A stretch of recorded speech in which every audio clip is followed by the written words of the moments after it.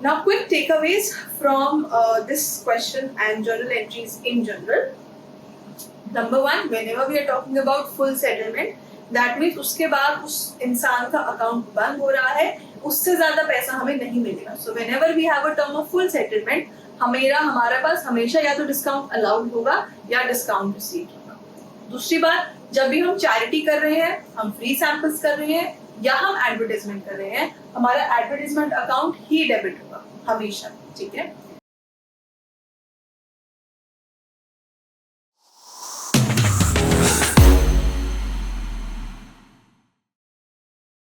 So let's understand how we proceed with making journal entries with the help of an example and the modern rules of accounting. Okay, so the question that we are following here is also given in the video. So let's start with it. The first transaction that is happening is, okay, before that let me explain to you the entire presentation of how journal is made. So in the books of जिसके भी books हैं, say for example Ram Limited or XYZ Limited. So in the books of XYZ Limited, journal, ठीक है, and then this is the format where we talk about date, particulars, ledger folio. So date में वो date जिस दिन transaction हुआ है that will come. Particulars will show the actual journal entry that is that we will make. Ledger folio. So after journal we will make a ledger. So जैसे हमारी journal की book होती है वैसे हमारी लेजर की बुक होती है. So this जर्नल एंट्री में जो अकाउंट्स है, एक पर्टिकुलर जर्नल एंट्री में जो अकाउंट्स है, वो लेजर में कहाँ पे शो होगा, वो यहाँ पे दिखता है लेजर फोलियो में. और that page number will be written over here. Say for example, जो पहली एंट्री है, cash account debit to capital, for example. So cash that entry और कैपिटल अकाउंट की वो एंट्री लेजर फोलियो में कौन से पेज पे है वो यहाँ पे लिख देंगे. सो दैट अगर मुझे कभी भी या बिजनेस को कभी भी पता लगाना कि कैपिटल में कुछ mistake, may be they are going through their records again, तो कोई मिस्टेक तो नहीं है, कुछ नहीं है, तो how do we get to know about that? Through our ledger folio पे यहाँ पे information. Usually this is kept blank because we are not given any such information about it, so we will keep it blank. Then we have the amount in rupees and amount in rupees, where here we will write the debit and here we will write credit. Everybody with me on this? Now, सबसे पहली entry है जो given in the question is, Ajit started business with cash of rupees 40,000 on December 1. So December 1 लिख देंगे, ठीक है. Ajit started business with cash of rupees 40,000, right? So cash एक asset है. Asset modern rules of accounting के हिसाब से एक एसेट जब बढ़ता है तो क्या होता है? Debit. So cash account debit to. Now understand this, यहाँ डेबिट और इसके बीच में गैप है. हमेशा डेबिट लेजर फोलियो के क्लोज लिखा जाएगा एंड कैश कोई भी जो भी हम यहाँ पे लिख रहे हैं उसमें अकाउंट A/C जरूर लिखा जाएगा. जहाँ अकाउंट है उसके नीचे से हम लिखेंगे टू, उसी के नीचे, चाहे वो यहाँ पे क्यों नहीं है, we will write to there only, to capital account. Why is capital being credited over here? Because capital हमारा owners capital है. अगर हमने पीछे मॉडल रूल्स में पढ़ा था, अगर owners capital increase हो रही है, because यहाँ पे we started business with 0. Now we are introducing capital of 40,000 rupees. So if it is increasing, what we will do? We will credit it. तो यहाँ पे क्या आ जाएगा? 40,000 and 40. And last में हम यहाँ पे लिखेंगे being started business और being capital introduced. being लिखना जरूरी है as the rule it is. और उसके साथ जो भी क्वेश्चन में आपको लाइन दे रखी है ट्रांजैक्शन की, वो ऐसे की वैसे ही लिखनी होगी, ठीक है. And then we will draw a line where this line is an indication that this journal entry is over. Now we are moving to the next journal entry, ठीक है. The second journal entry is December 3 को he paid into the bank rupees 2,000. He paid into the bank rupees 2,000. On December 3 he paid into the bank. तो अगर bank में पे करा है तो बैंक बढ़ रहा होगा. बैंक में पहले से फॉर एग्जांपल 10,000 रुपीज थे, पर अब वो 2,000 रुपए और डाल रहे हैं. So bank is an asset. If an asset is increasing, it will be debited. So bank account debit to कैसे पे कर रहे हैं भाई? पैसा जाके तो बैंक में डाला जाता है, हमारे हाथ में पैसा तभी हम जाके उसको बैंक में डालेंगे, तो कैश जो हमारे पास था हाथ में वो हमें बैंक में जाके डिपॉजिट कर दे। So cash is decreasing, so cash is an asset, if it is decreasing it will be credited to cash account. कितना बोला उसने? 2000 रुपीज। फिर यहाँ पे be cash deposited in the bank and a line. Okay, I hope I'm making sense here and things are clear to you. Then we have on December 5, he purchased goods for cash of rupees 15,000. He purchased goods on December 5. He purchased goods for cash for rupees 15,000. अगर उसने goods purchase करे हैं तो purchase क्या है हमारा? Expense हो रहा है। अगर expense बढ़ता है तो debit होता है या credit होता है? It is always debit. So purchases account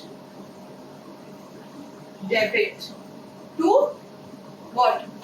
कैसे करें? उसने साफ साफ बोला है that the purchases are being done with cash.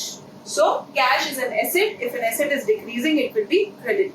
So to cash account for rupees 15,000. And here the goods purchased for cash and line. Clear up till now? Next. December 8. He sold goods for cash of rupees 6,000. Now he sold goods. On December 6, according to modern rules of accounting, if we are selling, it's an income. If it is income, if it is increasing, it will be debited or credited. It will be credited. So इस बात की clarity है. तो मैं यहाँ पे to sales account लिख सकती हूँ? Yes. उसने साफ साफ बोला है क्वेश्चन में that the sales are being done in cash. अगर हम सेल कर रहे हैं, अगर हम अपना प्रोडक्ट को बेच रहे हैं तो कैश आएगा. If cash as an asset is increasing, so it will be debited or credited, it will be debited. So cash account debit to sales account. So यहाँ पर लिखेंगे being sales made or being sales done for cash. What was the amount? 6,000 rupees, I think. Yes, 6,000 rupees. And a line. Okay, next transaction. December 10, he purchased furniture and paid by check. He purchased furniture. Now, what important to be noted in this line is he paid by check. अगर check से पे कर रहे हो तो cash से पे नहीं किया, डेफिनेटली. तो इसका मतलब क्या अफेक्ट हो रहा है? क्या कैश अकाउंट अफेक्ट हो रहा है, बैंक अकाउंट अफेक्ट हो रहा है? बैंक अकाउंट अफेक्ट हो रहा है. सो ऑन December 10 क्या साफ साफ उसने बोला है? He purchased furniture. Furniture was not there before. Furniture is an asset. An asset is increasing, so it will be debited. So furniture account debit to, अब ये क्या है? बैंक. बैंक है, बाय चेक है, तो इतना तो हमें समझ आता है कि बैंक अफेक्ट होगा. But bank is an asset बढ़ रहा है या कम हो रहा है? इट इज रिड्यूसिंग, क्योंकि बैंक बैलेंस, बैंक का मतलब क्या है? चेक दोगे तो बैंक बैलेंस ही कम होगा. सो चेक से बैंक बैलेंस कम हो रहा है, सो बैंक बैलेंस रिड्यूस हो रहा है. एक एसेट हमारा था वो रिड्यूस हो रहा है. अगर एक एसेट रिड्यूस होता तो डेबिट होता है या credit? It is credit to bank account for 5,000. I think it is 5,000 only. He sold goods for purchase furniture for 5,000.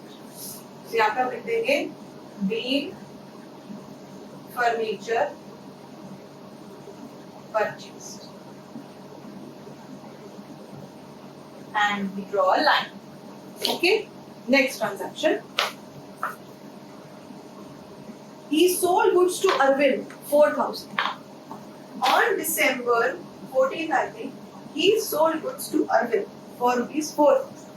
Now, यहाँ पे क्या समझने वाली बात है?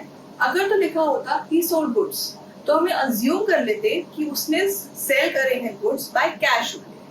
But they have clearly mentioned a name, Arvind. अगर उसने अरविंद को बेचे हैं, इसका मतलब we are selling the goods.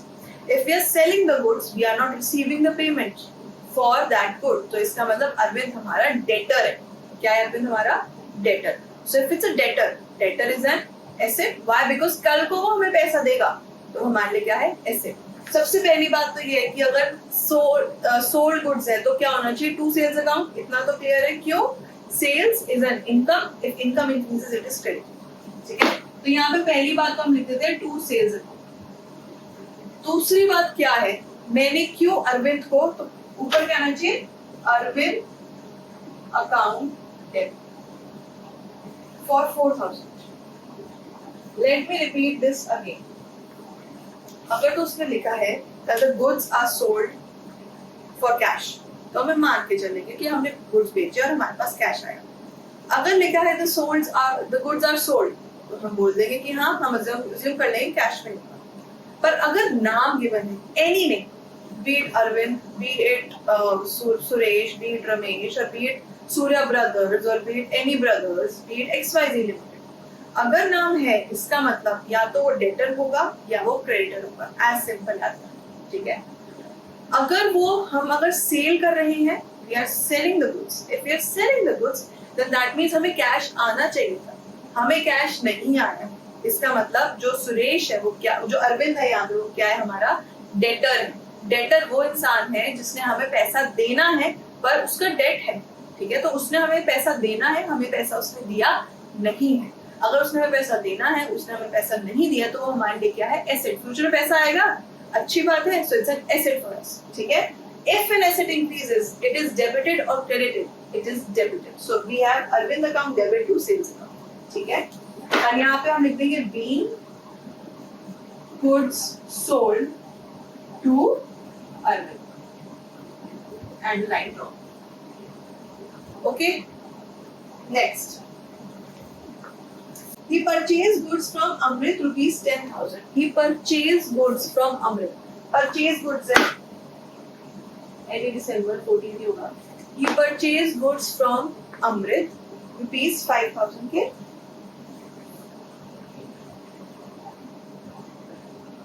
rupees 10,000 के। अगर परचेज करा है तो सबसे पहले तो क्या होगा, परचेजेस हमारा एक्सपेंस है, एक्सपेंस जब बढ़ता है तो वो डेबिट होगा। यहाँ पे तो क्लैरिटी है कि क्या होना चाहिए, परचेजेस अकाउंट डेबिट, कितने का, 10,000, क्लियर है।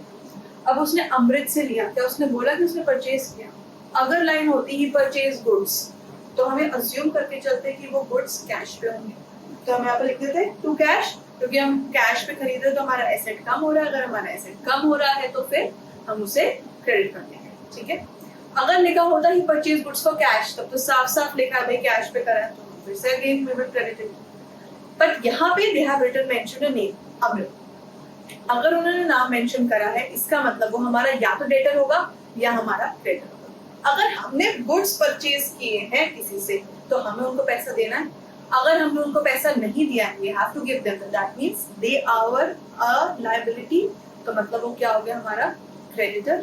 Creditor is a liability, if a liability increases it is credit. So यहाँ पे क्या आएगा, to Amrit account and be goods purchased from Amrit for rupees 10,000. Okay, let's move to the another transaction. Oh. So here he is saying he returned goods to Amrit 5,000 rupees. On December 15, he returned goods. जो उसने भी 10,000 रुपए goods purchase किए थे, वो उसने 5,000 goods return कर दिए, ठीक है। किससे, अमृत से। तो जब हमने purchase किया तो मैं एंट्री कर थी purchases account debit to Amrit, पर अगर मुझे रिटर्न करना है मतलब मैं उसको अपोजिट कर रही हूँ, अगर मैं उसको अपोजिट कर रही हूँ तो क्या होगा, Amrit account debit to purchase return account, purchases return be goods return for 5,000 and like. Now there can be a scenario wherein all the goods were not good, or maybe there was some fault, or maybe we did not like it. कुछ भी reason हो सकता है, और हमने total जितना भी हमने परचेज किया था उसमें से हमने सम परसेंटेज वापस कर दी। अगर परचेजेस डेबिट हो रहा है तो purchase return has to be credited, because उसका उल्टा चल रहा है, ठीक है। देन अमृत को हमने पहले क्रेडिट किया था, अब उसको मुझे उल्टा करना, तो मैं क्या करूंगी, उसको डेबिट। किसने से अमाउंट से 5,000। Then next entry, he received from Arvind 3960 in full settlement. On December 16, he received from Arvind 3940 in full settlement. सबसे पहली बात तो है अरविंद की ट्रांजैक्शन क्या थी 4000 रुपीज की, पर अरविंद से कितना पैसा आ रहा है, डेटर था हमारा अरविंद, हमने उसको डेबिट किया था, वो हमको उसने पैसा देना था, पर उसने कितना पैसा दिया है, उसने 3960. सो सबसे पहले तो अगर पैसा आ रहा है तो कौन सा अकाउंट अफेक्ट हुआ, किसी भी जर्नल एंट्री को लिखते समय हमें ये सबसे पहले सोचना है कि अकाउंट कौन कौन से अफेक्ट हो रहे हैं. तो यहाँ पे कौन सा अकाउंट अफेक्ट हो रहा है, सबसे पहले यहाँ पे तो कैश अकाउंट अफेक्ट हो रहा है. भाई कैश एक एसेट है, अगर पैसा आ रहा है तो उसको डेबिट करेंगे. कैश अगर इंक्रीज हो रहा है as a asset will be debited. कितने से हो रहा है 3960. और हमारा डेटर, अगर डेटर को हमने पहले डेबिट किया था तो हमें उसे क्रेडिट करना पड़ेगा उसका अकाउंट बंद करने के लिए. क्यों? क्योंकि उसने बोला इन फुल सेटलमेंट. इन फुल सेटलमेंट का मतलब है कि अब इससे ज्यादा वो पैसा हमें वो नहीं देगा. We have agreed, we are coming on a common terms that इतना ही अमाउंट अपने को मिलेगा, राइट. सो अगर हमने उसको पहले डेबिट किया था तो उसका अकाउंट बंद करने के लिए अब हम उससे क्या करेंगे, credit. So to Arvind account. कितने से 4000 रुपीज से 4000 रुपए थे, ठीक है. By cash received from Arvind in full settlement, ठीक है. पर क्या ये बैलेंस हुआ है? नहीं, definitely not. There is a gap of what 40 rupees. Now this 40 rupees is what? Is discount received. This is discount received account. उसने हमें पैसा देना था 4000 रुपए, उसने हमें पैसा दिया 3960 का. इसका मतलब 40 रुपए का हमने उसे डिस्काउंट दे दिया कि कोई बात नहीं, you don't pay us entire 4000 rupees, you pay us 3960 rupees and we are giving you a discount of 40 rupees. No problem in that. ठीक है. So this is a common term that they have come up with. But अगर word full settlement लिखा है, इसका मतलब ये है कि जितना भी अमाउंट था उसके बदले में वो हमें इतना ही चुका पा रहा है, इससे ज्यादा हमें पैसा नहीं मिलेगा. ठीक है. We have to have clarity on that, on the words that are given in the transaction, right? Moving ahead, he withdrew goods for personal use. December 18 को लिखा हुआ है he withdrew goods for personal use for rupees 2000.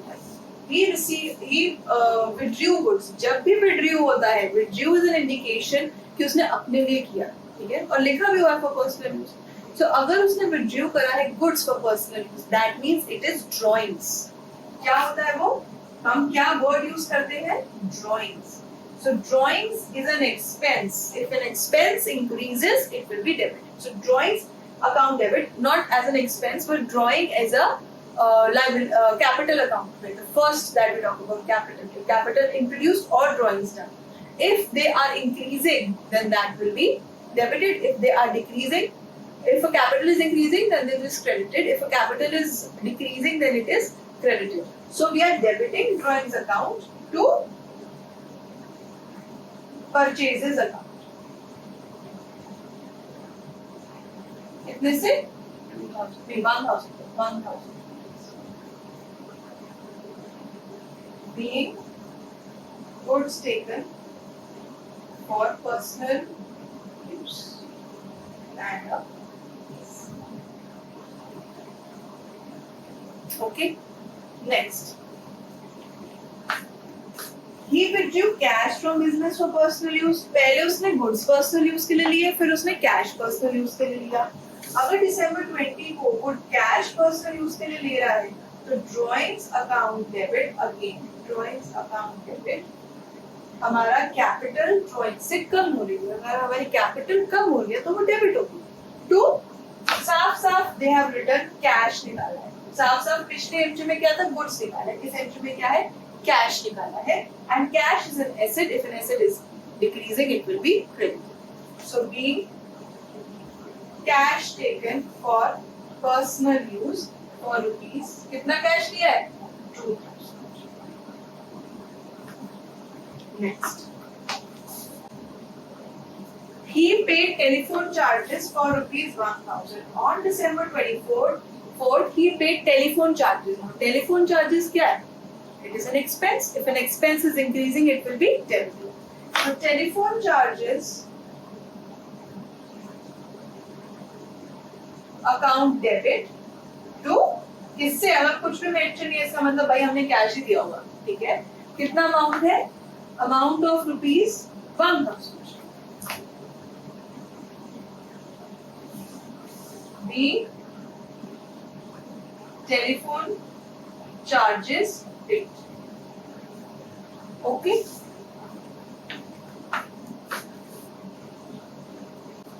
On December 26th को they are saying cash paid to Amrit in full settlement of 4900. हमने अमृत को पे करना था पैसा, ठीक है? हमने अमृत को पे करा इन फुल सेटलमेंट. इसका मतलब हमारे बीच में एक अग्रीमेंट हो गया कि मैं 5000 रुपीज जो मैंने पे करना था उतना तो मैं नहीं कर पाऊंगा. मैं कितना कर पाऊंगा? 4900. वो कैश जाना था हमारा. सो अमृत अकाउंट डेबिट. एक तो सबसे पहली बात है वो हमारा क्रेडिटर था. अगर क्रेडिटर कम हो रहा है तो वो क्या होगा? Debit. Also we have to close his account. अगर हमने उसको डेबिट क्रेडिट किया था पहले तो हम उसको डेबिट करेंगे क्लोज करने के लिए. सो अमृत अकाउंट डेबिट टू. सबसे पहली बात है फुल सेटलमेंट. 5000 रुपए में हम कैश में 4900 देके उसको फुल सेटल कर रहे हैं. इससे ज्यादा हम नहीं पे कर पाएंगे. सो 4900 वी आर पेइंग. अब जो 100 रुपए क्या ये बैलेंस हो रहा है? नहीं. जो 100 रुपए है वो क्या होगा? To discount received. Discount received.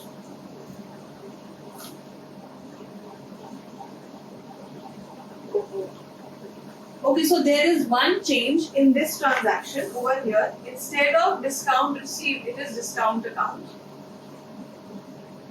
यहाँ पे हमने पे किया तो हमको यहाँ पे डिस्काउंट मिला है, so we will say discount received of ₹100. Now discount received is an income, and income increases, it will be credited. Okay. So there was one entry where they said that we received cash from Arvind in full settlement for 3960. If we are receiving cash from Arvind in full settlement of 3960, इसका full settlement का मतलब है that there has been an agreement between the parties कि इतना ही पैसा हम कर सकते हैं. अगर हमने उनसे कैश आया है, so cash will be is an asset, it will increase. If it increasing here in this part, so it will be debited. कितने से? 3960 से. On the other hand, Arvind हमारा क्या था? अगर उससे हमें कैश आना था, इन तो हमारा डेटर था. अब डेटर अगर कम हो रहा है, हमारा एसेट कम हो रहा है, तो क्या होगा? Credit. Also we have to close his account. Initially क्या किया था हमने? डेबिट. अगर हम उसका अकाउंट क्लोज करना तो हम क्या करेंगे? क्रेडिट. कितने से? 4000 रुपए से. तो figures are not balancing. This account, this balance is your 40 rupees. ये क्या है? Discount allowed account. ठीक है? Discount, we have allowed discount 40 रुपए का. क्यों? ये भी आप तुम हमको 3960 का पैसा तो दे दो एटलीस्ट. ठीक है? Next, on December 31st, another entry was that salaries, rent and stationery were paid. ठीक है? So salaries, rent and stationery, why are they debited? Because these are our expenses. Whenever expenses increase, they are debited. So salaries account debit, rent account debit to stationery account. The amount has been given and to cash. Why cash? Because they have not written by check. If they have not written by check, तो हम assume तो नहीं कर लेंगे कि check से हुआ है. We will assume it by cash से हुआ है. और कैश हमारा एसेट है. अगर हमारा एसेट कम हो रहा है तो वो क्या होगा? क्रेडिट होगा. Being salaries, rent, stationery paid for ₹2700. एक और एंट्री उसने करी है on December 31st where they are saying that goods of ₹1000 they are distributed as free samples. इसका क्या मतलब है? Whenever the goods are distributed as free samples, that means we will take it as advertisement. हम promotion के लिए कर सकते हैं ना, फ्री सैंपल हम बांटते हैं. So that will come in advertisement. If we are doing it for advertisement, we will write advertisement account debit. If we are doing it for free samples, we will write advertisement account debited. If we are doing it for charity, still we will write advertisement account debited. Why? Because it is an expense. When it increases, it is debited. Advertisement account debit to purchases. हमारे purchases कम हो रहे हैं, so purchases from 1000 rupees. Now, quick takeaways from this. With this, we finish this initial question of understanding the basics of journal entries. ठीक है? Now, quick takeaways from this question and journal entries in general. Number one, whenever we are talking about full settlement, that means उसके बाद उस इंसान का account बंद हो रहा है, उससे ज्यादा पैसा हमें नहीं मिलेगा. So whenever we have a term of full settlement, हमारे पास हमेशा या तो डिस्काउंट अलाउड होगा या डिस्काउंट रिसीव होगा. दूसरी बात, जब भी हम चैरिटी कर रहे हैं, हम फ्री सैंपल्स कर रहे हैं या हम एडवर्टाइजमेंट कर रहे हैं, हमारा एडवर्टाइजमेंट अकाउंट ही डेबिट होगा हमेशा. ठीक है? Then we need to understand, जब हम परचेजेस कर रहे हैं, मान लो हम परचेज कर रहे हैं, अगर हम परचेज कर रहे हैं, हमें पैसा किसी को देना है. If we are not giving them money, that means ये हमारा बंदा क्या है? क्रेडिटर है. अगर तो कुछ नहीं लिखा, we will assume that purchases are done on cash. If it is written that purchases are done on cash, we will use it. We will assume that the purchases are done on cash. पर अगर किसी का नाम है that purchases are done from Arvind, in that scenario, that person is our creditor. क्योंकि हमको उसको पैसा देना है, हमने परचेज करा है, पैसा देना है. He is a liability on our head. हमें उसको पैसा देना है, so he is a creditor. If that scenario is there, so liability बढ़ती है तो क्या होता है? Credit. On the other hand, sales है, sales income है, हमेशा credit होगा, unless and until sales return है. Sales हमेशा credit होता है. उसके opposite वाला क्या होगा? Debtor. हमने सेल किया, हमारे पास पैसा आना था, हमारे पास पैसा नहीं आया, so he is a debtor. Future में हमारे पास आएगा, so that means it is an asset for us. If it is an asset for us, that if an asset is increasing, it will be debited. So purchases के साथ हमेशा creditor आता है, sales के साथ हमेशा debtor आता है, ये मान लीजिए. Next, if I am given purchases and then I am given purchase return, तो अगर purchases debit हो रहा है तो purchase return उसके opposite entry है, तो क्या होगा? Credit. Similarly, अगर sales credit हो रहा है, हमेशा sales credit होता है, तो अगर उसका opposite हो रहा है sales return, हमारे पास भी तो वापस गुड आ सकते हैं, the other person might not be happy with our goods. अगर वो सिनेरियो हो रहा है तो हमारा डेबिट होगा sales return.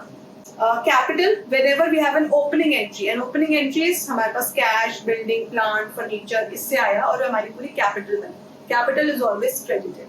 If anything is done for personal use, that means it's a drawing, and drawing account is always debited.